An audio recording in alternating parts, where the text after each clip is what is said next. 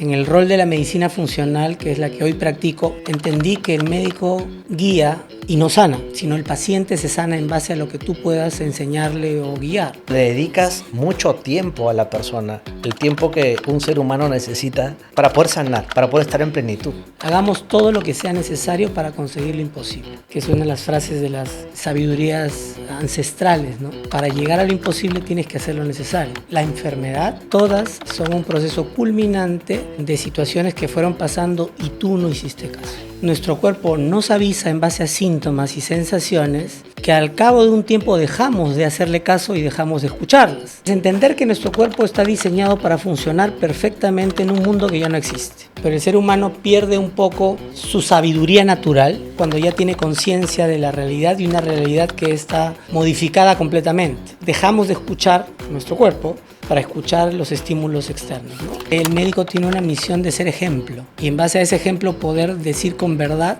lo que se debe hacer, y eso es lo que convence. Y eso creo que ha sido el gran cambio, de que el médico que era podía decir muchas cosas pero vivía totalmente diferente a lo que decía, y hoy creo que soy coherente, ¿no?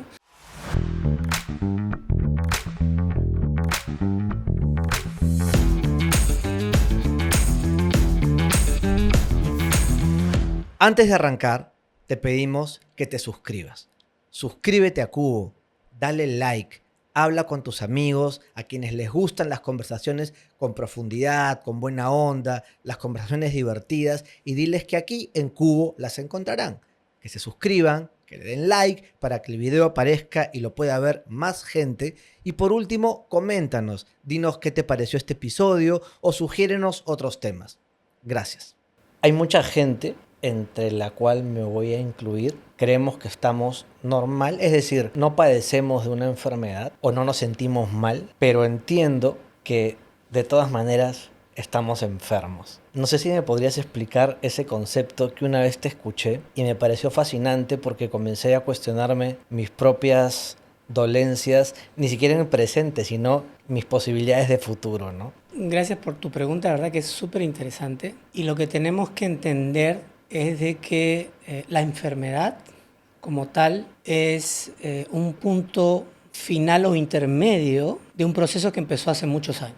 Cuando tú llegas a un médico y el médico te hace unas pruebas, te examina, te conversa contigo, recibe los resultados y te dice, ya, tú tienes una enfermedad que se llama enfermedad de Sjögren, que es una enfermedad reumatológica rara. A los médicos nos enseñan de que esa enfermedad se llega a un diagnóstico, pero los síntomas empezaron 8 meses a 1 año y medio antes. ¿Qué quiere decir eso?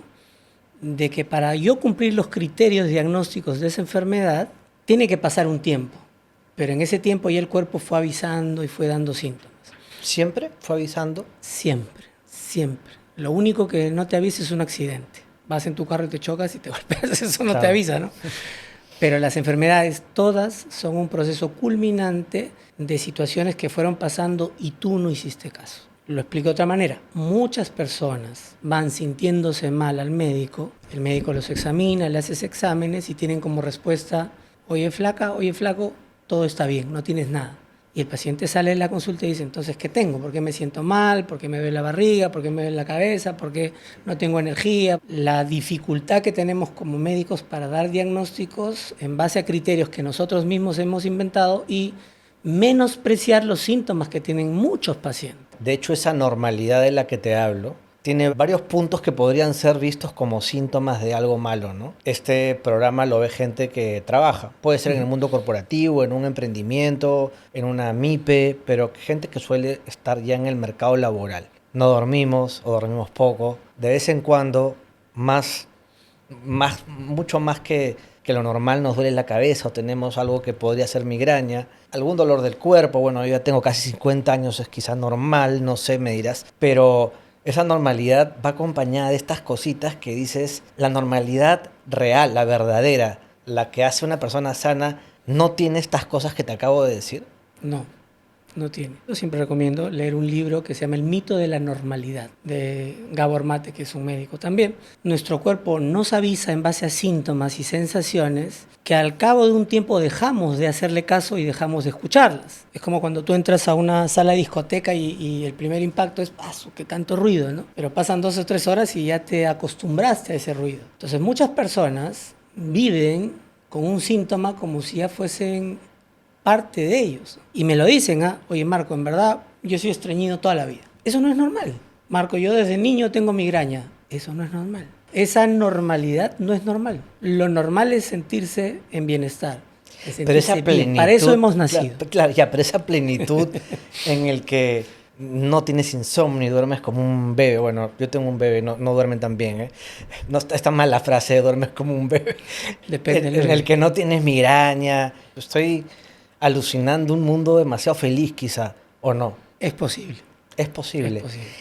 Explícame entonces qué es lo que haces, porque tú comenzaste como médico internista, pues de muchos estudios, pero quiero saltarme todos los estudios y todo lo que te llevó a ser médico internista, pero hoy estás dedicado a otra cosa, que preferiría que me lo expliques tú, a dar mal el nombre yo, ¿no? Porque yo te diría médico funcional, pero no es solo eso, es algo bastante más que eso. ¿Cuáles fueron los síntomas que te hicieron dar cuenta que como médico internista lo que estás haciendo era curar enfermedades, o por lo menos diagnosticar enfermedades, Eso. a pasar a quizá curar a los sanos, a los aparentemente sanos? ¿Cómo fue ese trayecto? Yo sigo siendo médico internista, eso lo quiero recalcar, y abrazo a mi profesión y la quiero y me ha dado mucho y me sigue dando. No he renunciado a ser médico internista. Y el médico internista, yo siempre lo explico, ¿no? Si han visto Doctor House es un internista, ¿no? El morbo del médico internista es encontrar el diagnóstico más raro que nadie pudo diagnosticar y en el momento que le diagnosticas que te llegue el paciente así rarísimo. Claro, o sea, ese es el morbo, ¿no?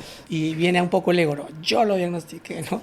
Y las conversaciones con los médicos es, oye, tengo un caso, alucina este caso, que era así, había pasado por 20 médicos y no le habían hecho el diagnóstico y yo le hice el diagnóstico, ¿no? Ese es el mood del médico internista. Pero del lado del paciente también es alucinante cuando encontramos al médico que de pronto nos dice lo que no nos dijeron los otros 30 que fuimos y seguíamos mal. Exacto. Entonces ahí sí hay que reconocer que hay una habilidad de ciertos médicos de darse el tiempo y llegar a ese diagnóstico, pero también hay que reconocer que fue un poco de suerte, porque esa paciente con diagnóstico de artritis reumatoidea tenía todos los síntomas, pero le faltaba que positivice un marcador en sangre que justo coincidió antes que te vea a ti. La enfermedad ya venía, pero como no cumplía los criterios, los otros médicos no le decían, no tienes, parece, pero no tienes, parece, pero no tienes.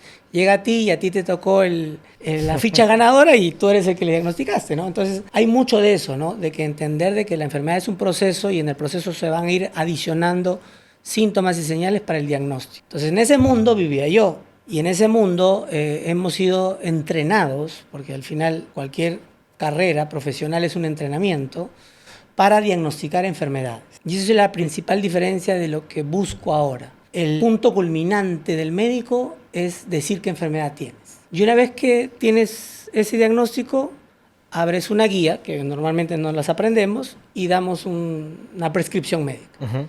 Y se acabó el chiste, ¿no? Claro, de ahí ahí vas a tu control y en el control el médico te cambia la medicación, te la ajusta y nos vemos en 3 meses, nos vemos en 6 meses, pero ya no hay chiste. El médico ya no tiene felicidad, ni búsqueda, ni morbo, porque al final ya cumplió su misión como ha sido entrenado, es diagnosticar la enfermedad y dar un tratamiento. ¿Cómo cambia un poco mi visión? Oye, ok, las personas vienen bien, pero pueden estar mejor. Hagamos que estén mejor. Las personas vienen con síntomas, sin ninguna enfermedad, pero no se sienten bien y hay cosas que no los dejan estar plenamente, corrijamos esos y llevémoslos a la plenitud. Y en el otro mundo sigo recibiendo pacientes enfermos y buscamos que se sanen, que esa es una diferencia importante. Los médicos no sanamos a nadie. ¿Sí? ¿Qué es lo que y eso hacen? me detengo ahí porque no sanamos a nadie y es una de las principales frustraciones que en años de médico sentía, ¿no? Porque cuando tú das un tratamiento a un paciente y regresa en 3 meses, ¿y cómo te sientes? Mejor, doctor. ¿Y tienes esto? Sí, lo sigo teniendo, pero ya es más soportable. Y esto también. Entonces vas frustrándote porque tú vas con una intención de sanar a alguien, ¿no? Pero lo que haces es amortiguar los síntomas o el impacto de la enfermedad. Pero y lo peor de todo, que además de amortiguar los síntomas, amortiguar también los efectos adversos del medicamento. Entonces ya se vuelve una cosa que no te da felicidad, no te genera satisfacción. Cuando eres niño y te preguntan qué quieres ser, médico para sanar gente, te das cuenta que no sanas. Y fue el cúmulo de estos ejemplos de frustraciones lo que te hace cambiar. Que me comienza a retumbar la cabeza, ¿no? Yo siempre cuento historias de emergencia cuando viene, imagínate, ¿no? Llega Daniel a la emergencia infartado. Eso yo visualizo mi futuro. Y yo lo conozco a Daniel, he dicho, Daniel, tú eres mi paciente, te he visto 6 años, y no estás tomando tu medicación, y tú me dices, Marco, te juro por Dios, por mi madre, por todo lo que yo tomo mis medicamentos que me han mandado, tomo mi aspirina, tomo medicación para la presión, tomo mi medicación para el colesterol. ¿Y por qué te has infartado? Si lo tomas. Entonces ahí dices, oye, si se supone que estos medicamentos te deben ayudar o evitar que te infartes, ¿por qué te infartas si lo estás tomando? Entonces cuando ya revisas las vías clínicas dices, si tomas esta pastilla vas a reducir tu riesgo de infarto de 50% a 45%. No evita que te infartes, simplemente te reduce el riesgo. Y de 45 a 40 no es mucho, ¿no? Pero estadísticamente significativo, sí, por eso lo damos, pero no sanamos a nadie. Y además en mediciones poblacionales, me imagino. Exacto. No es individual, y cada uno es un mundo. Ahí está, ¿no? Entonces, cuando tú entras en este mundo, comienzas a ver que no existen enfermedades, sino personas que padecen síntomas o padecen la enfermedad que nosotros le hemos puesto nombre. La diabetes de Daniel es totalmente diferente a la diabetes de Martín, totalmente diferente a la diabetes de Pepito, y donde tú buscas una causa de por qué apareció su diabetes, vas a entender que en una persona porque comía muy mal, en otra persona porque se le murió su padre o su madre, en otra persona porque realmente tiene un sistema intestinal totalmente desequilibrado que le genera la enfermedad. Cuando llegan a ti los pacientes, no los que quieren llegar a plenitud porque están relativamente cerca, ¿no? Sino los pacientes, los que sí están con una dolencia, una enfermedad. ¿Cuáles son estos tipos de enfermedades que suelen llegar mucho más a ti? Todo, ¿no? O sea, desde cosas muy simples como rinitis, asma, intratables, dermatitis, acné, pasando por cosas un poco más, ¿no? de metabólicas, sobrepeso, diabetes, hiperinsulinismo, hipoglicemias, hipertiroidismo, Hashimoto, entramos ya un poco más complicado con las autoinmunes, artritis, lupus, esclerodermia, la esclerosis múltiple, y nos vamos al mayor temor del mundo, que es el cáncer, ¿no? Conseguir una cita contigo es difícil. Eso habla bastante bien de ti, pero además entiendo que quieres desplegar tu conocimiento en otros espacios como este, en el que no necesariamente hay que sacar una cita contigo. Una cita para entrevistarte sí, pero me parece sumamente bondadoso de tu parte poder compartir este conocimiento. ¿Por qué van a ti? Ok, sanas, has dicho, pero yo no sano. Perdón, no es solamente una dolencia la que termina cuando te visitan en algún momento de sus vidas, sino hay algo que acabas de decir o decías hace un rato, ¿no? Hay un tema mucho más allá de lo físico por el cual estás preocupado, y no sé si llamarlo mente, no sé si llamarlo espiritualidad. Hace poco nos decía un doctor, hablaba de la espiritualidad, de la mente y de lo físico, pero creo que lo tuyo implica un poco más allá, ¿no? Creo que son 4 patas que pones encima de la mesa para ver a alguien. ¿Cuáles son estas y qué tan importantes son? Sí, antes de las 4 patas, justo mencionabas un poco en esta búsqueda por qué me busca, ¿no? Y la búsqueda de cada persona es totalmente diferente, ¿no? Y te lo menciono porque ayer vino un paciente a su tercer control y de verdad que estos momentos a mí me llenan la vida, ¿no? Era un chico con un tumor, un méduloblastoma, es un tumor de tronco cerebral, que lo trajo su esposa, su mamá, su hermano. Se sentaron delante de mí en el consultorio y yo hago 2 preguntas antes de empezar, ¿no? ¿Cómo te ayudo? Y es una pregunta que empuja mucho, ¿no? Es decir, yo te voy a ayudar. ¿Qué significa? Que tú tienes que hacer muchas cosas. En el rol de la medicina funcional, que es la que hoy practico, más mi medicina interna, entendí que el médico guía, acompaña y no sana, sino el paciente se sana en base a lo que tú puedas enseñarle o guiar. Entonces, en un momento el paciente pasa de ser paciente a pasivo a ser activo en su salud. Y en ese proceso tiene un aprendizaje brutal recuperando las estrategias para ser siempre sano. Entonces, te contaba la historia de este chico porque la segunda pregunta es ¿para qué vienes? Y este chico me respondió, es que voy a empezar a hacer quimioterapia y quisiera no sentirme tan mal. Y él me hace acordar, porque a veces uno dice cosas y no se acuerda, pero la persona que le escucha se le graba en la memoria, ¿no? Me dijo, doctor, usted me dejó helado porque me dijo, ¿para eso nada más? ¿En verdad no quiere sanarte? Pero es posible.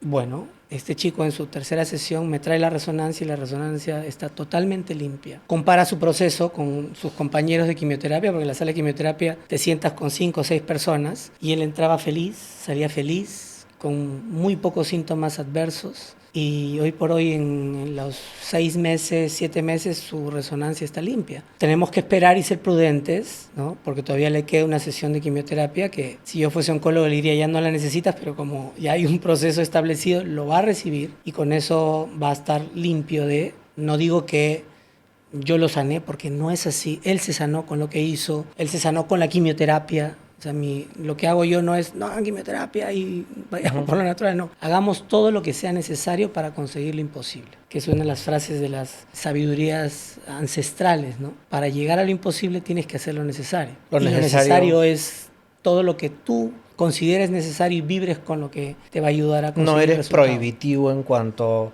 a la medicina, no sé cómo llamarlo. Bueno, la Funcional. practicas. Ajá. No, a la medicina Convencional. convencional. Sí. Sí.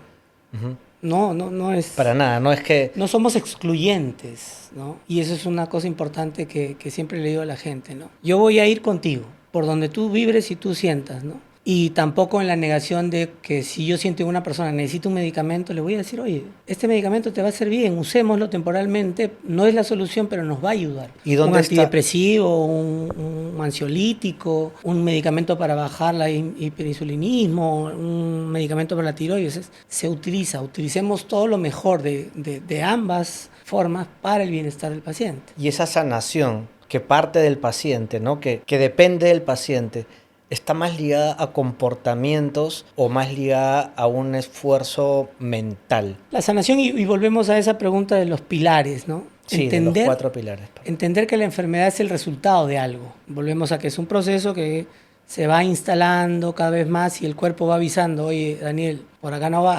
Daniel, por acá no va. Pero como nosotros estamos enfocados en lo externo y no en lo interno, dejamos de escuchar al cuerpo. Y cuando ya el cuerpo se agotó, pues ya te revienta con la enfermedad, ¿no? Entonces, entender que nuestro cuerpo está diseñado para funcionar perfectamente en un mundo que ya no existe, donde cuáles eran los pilares o las claves de la salud. Primero es estar conectados con el ritmo circadiano, vivir despiertos durante el día y descansar y repararnos durante la noche. La noche si tú te compras un carro, ¿no? Okay. Y el mecánico te dice, este carro funciona solo de día y en la noche tienes que enchufarlo y conectarlo para que se cargue la batería. La recarga son 8 horas y el día siguiente no lo recargas y sales a manejar y tu carro no funciona. ¿Qué vas a decir? Me enfermé. No, este carro es malo. Pero tener insomnio siento que es algo que no puedo controlar. Es lo que tú sientes, pero sí lo puedes controlar, ¿no? ¿Cómo, por ejemplo? Hemos partido un poco de este esquema de que la importancia del sueño, ¿no? Que per se, ya en el mundo en el que vivimos, estamos todos rotos con el sueño, ¿cierto? Sí. Partamos ahí, ¿no? No, por donde voy, la gente, salvo los privilegiados, ¿no? Igual, ni los privilegiados. No, los privilegiados que pueden dormir apenas ponen la cabeza en la almohada, quiero decir. Pero depende a qué hora ponen la cabeza en la almohada. No solo se trata de poder dormir rápidamente, sino en el horario en que pones la cabeza en la almohada. Listo, el sueño es lo importante y ya vamos a hablar un poco de ti, me has llevado a ese terreno, así que metámonos. Entender que el sueño es, de manera simplista, el resultado de un equilibrio de neurotransmisores. Hay neurotransmisores positivos. Positivo significa que te inducen el sueño, mantienen tu sueño profundo, reparador, ¿no? O te llevan al sueño. Y hay otros neurotransmisores que te mantienen en vigilia o despiertos, porque tenemos que funcionar en base a lo que el mundo nos ofrece, ¿no?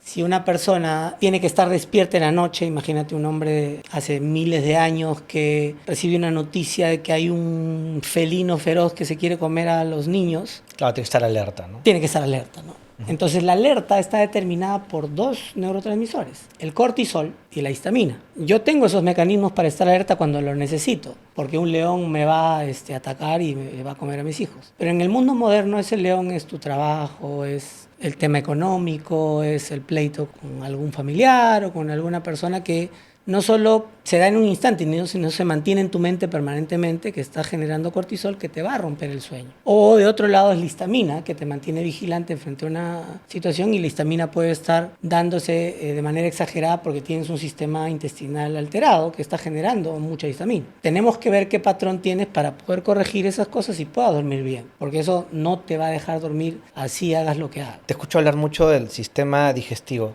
Ahí parte, digamos que es la raíz. La raíz de todos los miedos. La raíz.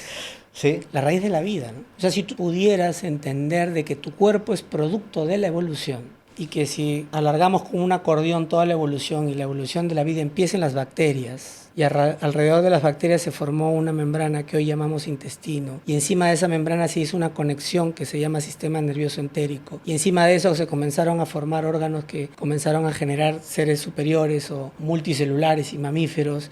Y en ese sistema se generó un sistema nervioso que nos puede llegar a la conciencia y que el ser humano es el único que llegó a ese nivel de conciencia. Entonces en tu cuerpo está toda la evolución, pero la evolución de la vida empieza en las bacterias. La evolución o el funcionamiento, mejor dicho, de tu cuerpo empieza en el sistema bacteriano.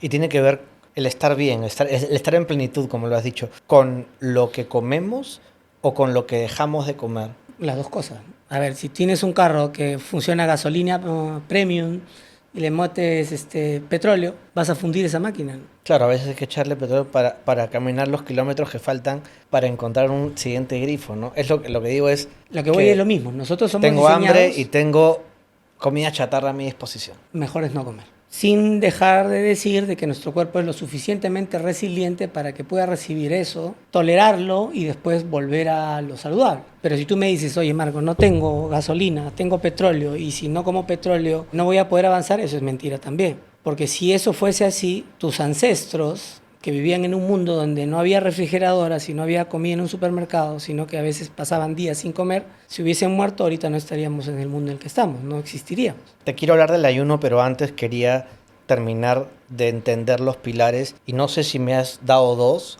Te he dado el sueño y cerramos ahí como para que quede la información. El sueño. Los positivos son melatonina, que es derivado de la serotonina, derivado de un neurotransmisor que se llama triptófano, que es un aminoácido, una proteína que está y se forma en el intestino en un 80%. Segundo, el GABA, que es otro neurotransmisor que tiene la misma secuencia. Y el tercero es la adenosina. Y ahí me conecto con el otro. La adenosina es producto del consumo de ATP. ATP es la molécula de energía que se gasta cuando yo hago ejercicio. ¿Qué tan bien duermes? Te debo preguntar qué tanto ejercicio haces. Estamos mal ahí, estamos ¿Listo? mal. Sí. Entonces ahí se conecta. Yo te aseguro que las personas que hacemos ejercicio 9 de la noche estamos tumbados. Entonces no solo es manejar el estrés y el cortisol, sino también conectarse con el ejercicio, que también es la principal herramienta para bajar el estrés. Entonces si tú tienes un instrumento tan importante como el ejercicio para mejorar tu composición corporal, para mejorar tu ánimo, porque el ejercicio genera serotonina, que mejora el ánimo, para conectar tu sistema nervioso, que pueda ser más productivo en el trabajo, aprender más, porque produce una sustancia que se llama BDNF, que es un factor de crecimiento y conexión neuronal, ¿no? Si tienes un instrumento que puede mejorar todo tu sistema metabólico, reduciendo insulina, reduciendo glucosa, un instrumento que te puede bajar los niveles de cortisol y mejorar tu sueño, ¿por qué no lo haces? ¿Qué tanto ejercicio hay que hacer? Porque claro, estoy hablando como un triatleta, pero para alguien sedentario, para alguien que vive sentado frente a su computadora todo el día y que bueno, hay que darle como pequeños cambios, ¿no? Porque nunca, o sea, de un día para otro yo he intentado, ¿no? De pronto, hoy empiezo a hacer ejercicio, 2 vueltas al Ministerio de Guerra, ¿no? Al día siguiente no quiero volver a pararme, ¿no? De menos a más, ¿qué consejo puedes darle a esta gente que... Yo te voy a dar los consejos y que me escuchen, pero si tú me prometes que vas a hacer ejercicio. No, voy a hacer ejercicio, claro. Ya sabes los beneficios que tiene. Sí, sí, se los Entonces ahora sí vienen los consejos. Sí, no. El ejercicio tiene que ser prescrito. Así como yo puedo recetar metformina, que es un medicamento para mejorar el hiperinsulinismo, se puede dar de 500 hasta 1600 miligramos al día. El ejercicio también es así, ¿no? Tiene que ser prescrito. Yo prescribo, agarro mi receta y prescribo ejercicio, dependiendo de cada persona. Hay que hacer lo necesario y lo beneficioso. Entonces, una persona que es totalmente sedentaria, el tiempo, porque hay 2 tipos de ejercicios, el aeróbico y el anaeróbico, ¿no? El de fuerza o el oxigenatorio, si quieren decirlo de una manera. O sea, como el cardio y cada el uno tiene peso. su beneficio, ¿no? Y que es importante que tengamos los dos, ¿no? El ejercicio de fuerza mejora la masa muscular.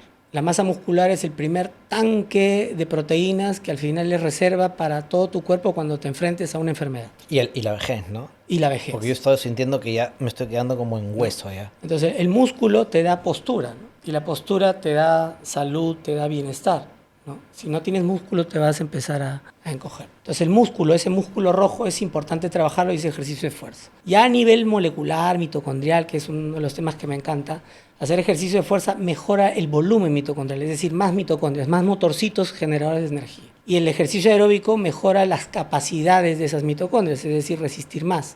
Por eso es ejercicio de resistencia. ¿Qué hace para eso? Selecciona las mejores. Es decir, con uno agarras muchas y con el otro quitas las que no te sirven y te quedas con las mejores. Es por eso que hay que hacer ejercicio de fuerza y ejercicio aeróbico. ¿Cuánto? ¿Cuánto es el nivel de prescripción? Si hablamos de ejercicio aeróbico, es de 150 a 300 minutos por semana, repartidas en 2 o 3 veces, o si quieres repartido en los 7 días de la semana. Es un montón.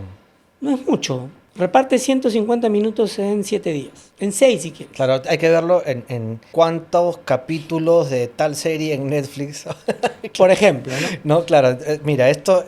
Entonces, claro, una vez al día quiere 300 decir... minutos, vayamos al mínimo, 150 minutos. Claro, es una película. En 3 días son 50 minutos. Claro. ¿No? En 5 días son 30 minutos. Claro. En 7 días, 25 minutos más o menos, no soy Claro, un matemático. una película vista en 7 días, claro. 25 minutos de ejercicio aeróbico. ¿Qué es ejercicio aeróbico? En ti, que no haces nada, salir a caminar. Pero el cuerpo necesita estrés, es decir, caminas 3, 4 semanas, ya tu cuerpo se acostumbró. Entonces tienes que subir un poquito la intensidad, caminar rápido. Camina rápido, ya lo conseguiste, te sientes cómodo con eso, camina, corre.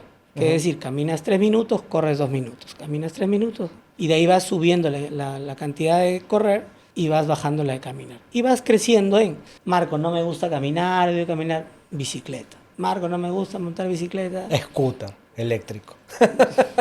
Sale a nadar. Claro, sube escaleras, baja escaleras, no sé. Baile, ¿no? O sea, las mujeres me resulta mucho porque el baile es una experiencia saludable en la actividad física, pero además la música, pues, es vibración y la vibración nos pone felices, nos pone contentos. O sea, es tan prehistórico, ¿no? Porque tú hablabas de lo que éramos antes como seres humanos. Y claro, no existía el ejercicio como tal, pero nos movíamos por todos lados, cazábamos, qué sé yo. O sea, el que no se mueve, moría, pues, ¿no? Claro. Entonces teníamos que caminar para huir de los predadores, y para porque si buscar, estábamos en un claro. sitio, éramos presa fácil, entonces teníamos que movernos para salvar nuestra vida y para conseguir alimento. Entonces se habla de que una persona en la época de las cavernas, el Homo sapiens, caminaba 16 kilómetros de promedio al día. Entonces tenía una rutina que hacía interesante e importante esto de la actividad aeróbica. Y la fuerza es necesariamente, tiene que haber peso para hacer fuerza. Es que desde que nos levantamos de la cama ya hay peso.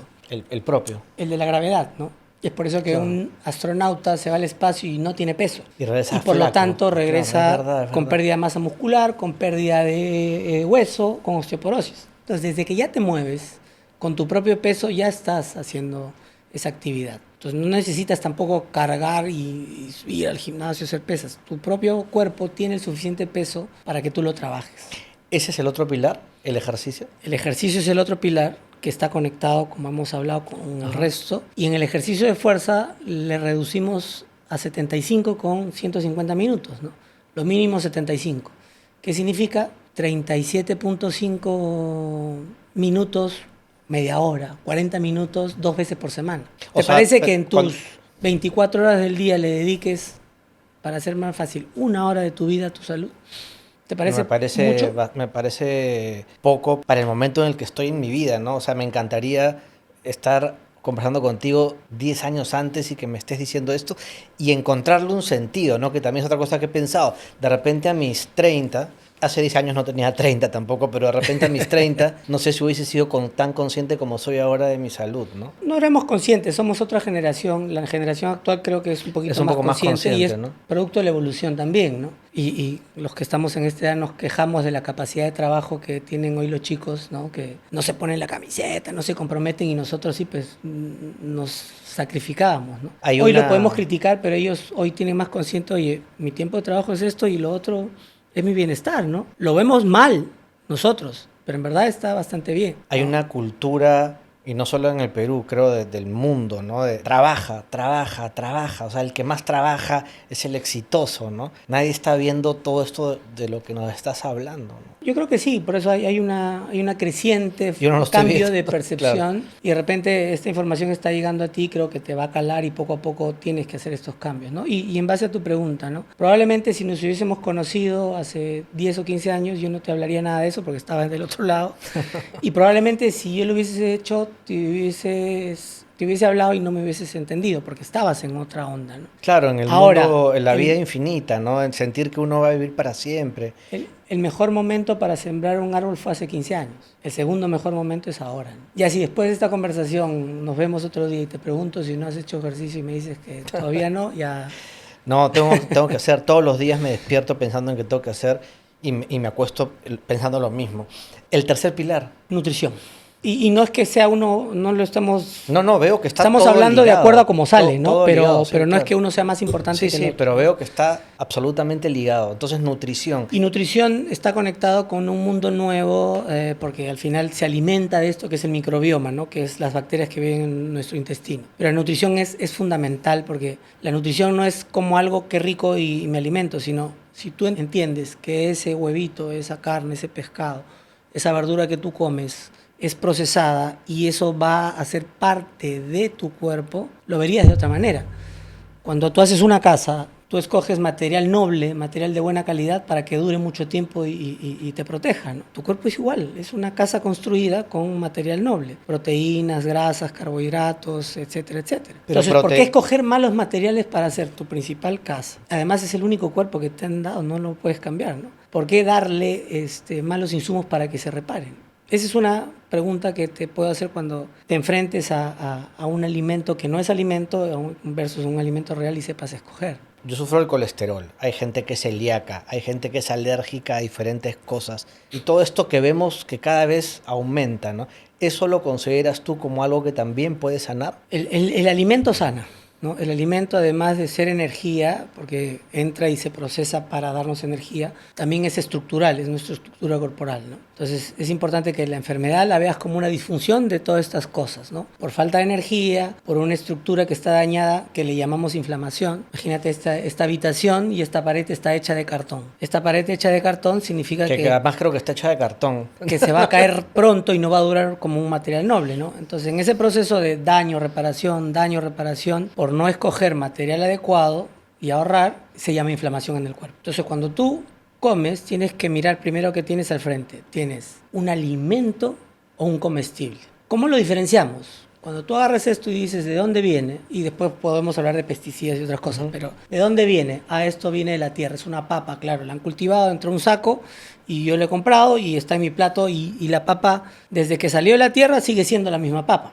Pero si yo agarro esa papa y la veo ya en una bolsita plástica de aluminio, donde ha sido cortada en rodajitas y además tiene cosas encima, eso ya no es papa. Eso ya no es un alimento per se, ha perdido y ha ganado características beneficiosas, muy pocas, ha ganado características que mejoran su palatabilidad, o sea, su gusto, ¿no? Uh-huh. Pero han perdido sus capacidades nutritivas. No dirigiéndonos a alguien en especial, sino viendo como cuál sería la mezcla perfecta entre proteínas, carbohidratos. Primero, y comer comida real, ¿no? O sea, comida real, tú no sin puedes duda, balancear claro. Okay. nada si no es comida real.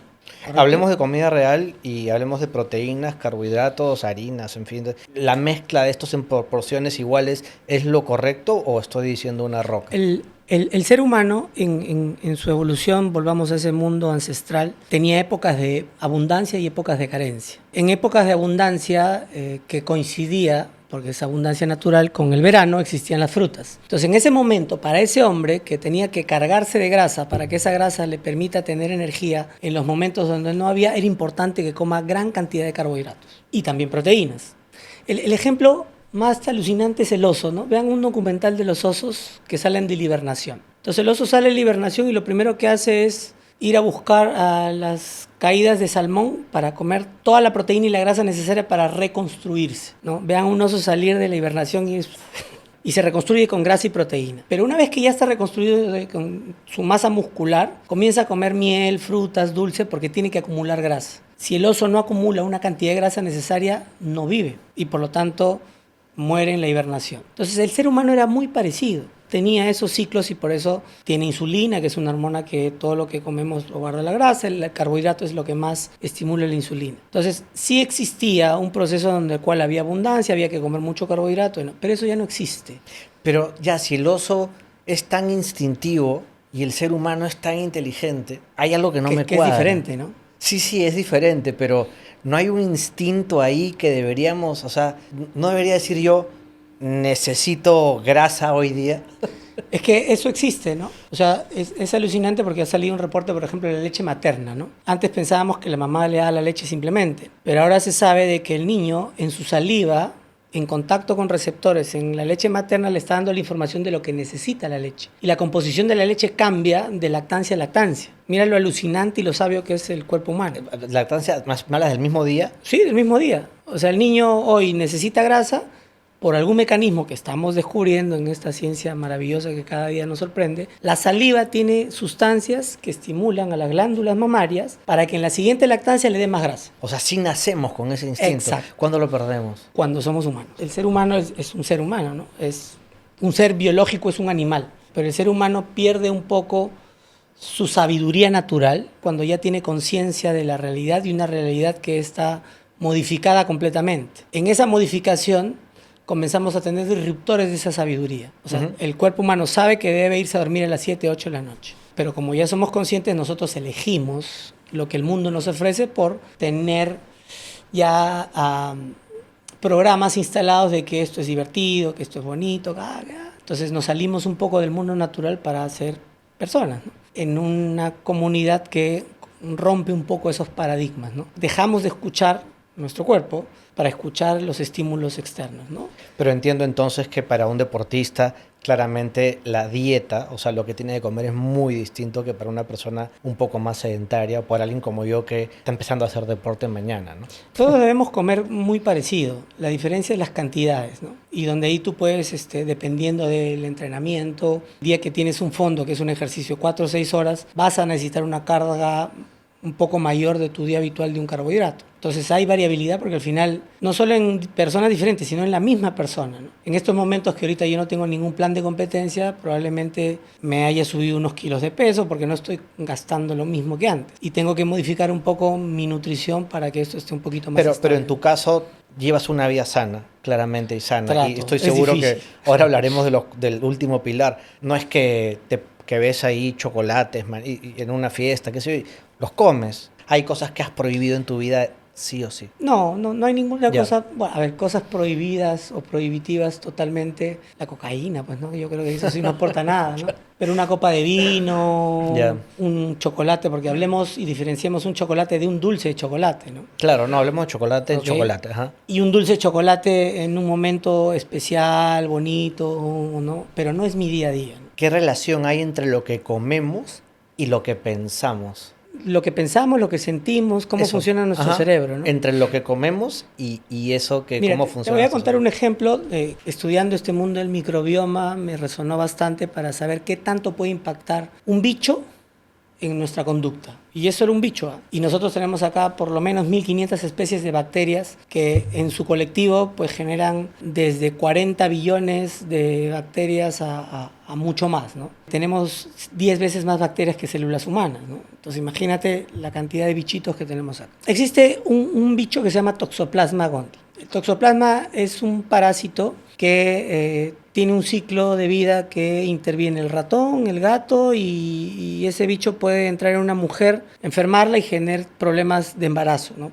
Deformaciones y una serie de problemas. Pero me quiero meter un poco a la vida que tiene el gato y el ratón. Todos sabemos que el gato y el ratón no se llevan bien. No se llevan bien. El ratón huye del gato y el gato se quiere comer al ratón. Entonces este bicho, para que complete su ciclo de vida, tiene que vivir en el ratón y tiene que vivir en el gato. ¿Cómo haría para subsistir si no existiese ninguna relación entre el gato y el ratón? Entonces, cuando este bichito se mete al ratón, cambia su conducta y genera un amor platónico por la orina del gato. Entonces el ratón cambia su conducta y en vez de alejarse del gato se acerca hacia donde huele a gato y es comido por el gato, y entonces ahí el bichito aprovecha para completar su ciclo, es eliminado por las heces del gato y nuevamente se cierra el ciclo. Entonces un bicho es capaz de cambiar la conducta de un animal para que se suicide prácticamente.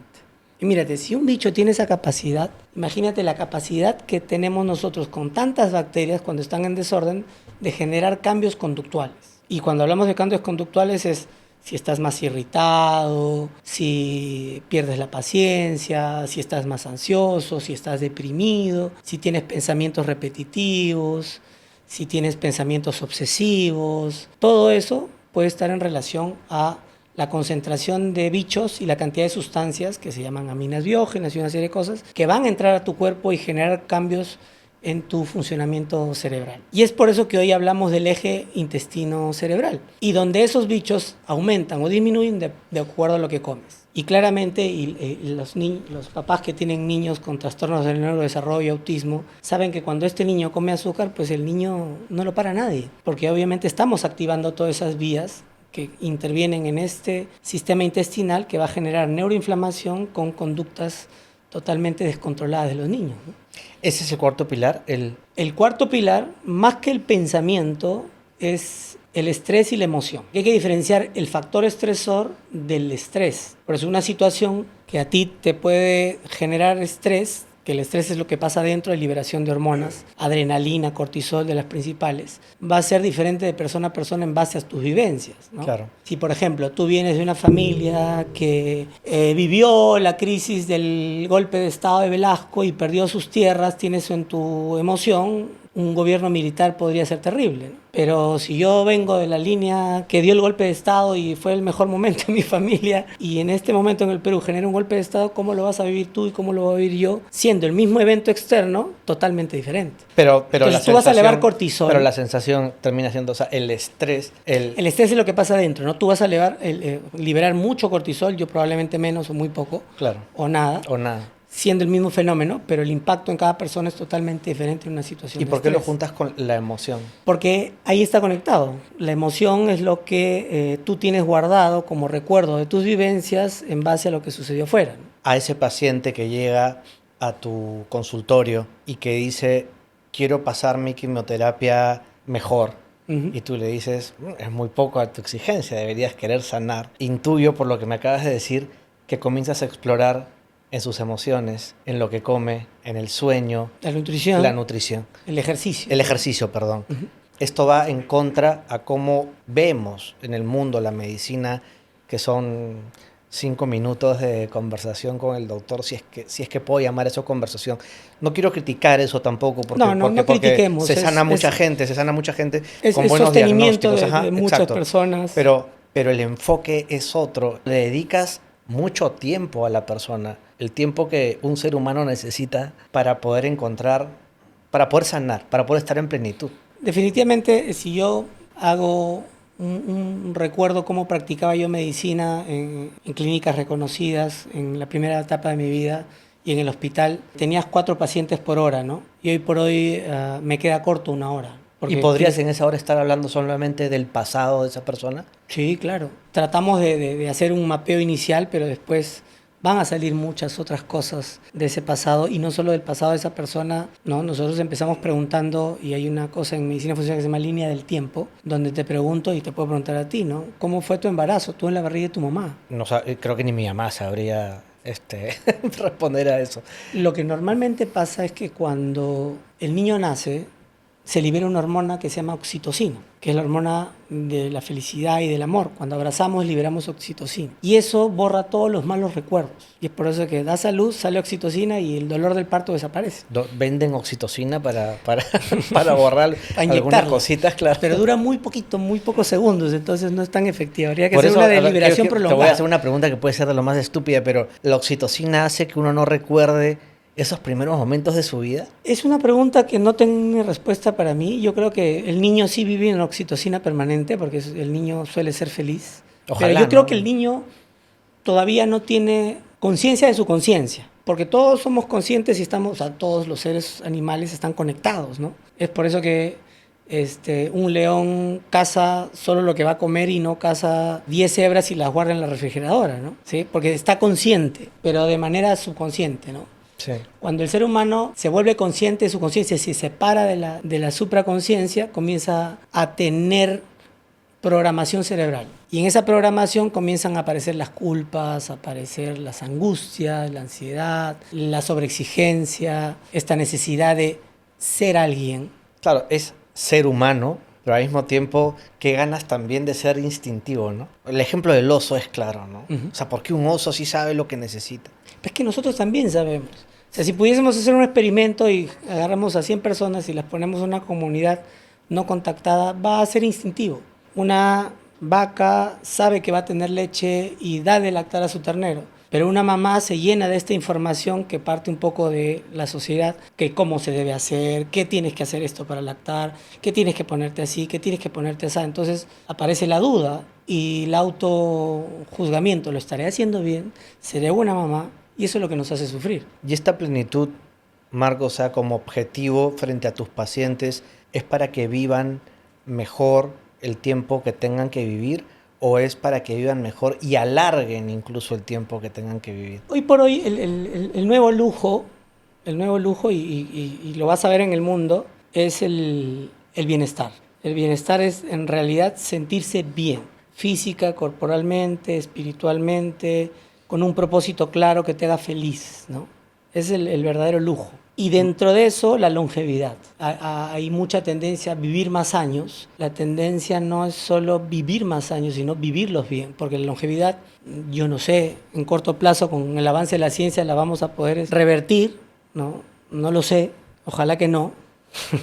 Sí, ojalá que no, qué, porque ¿no? tenemos No sé. que tener ciclos, ¿no? Y darle paso a más gente. Espero que tengamos este ciclo porque no existe la vida sin la muerte ni la muerte sin la vida.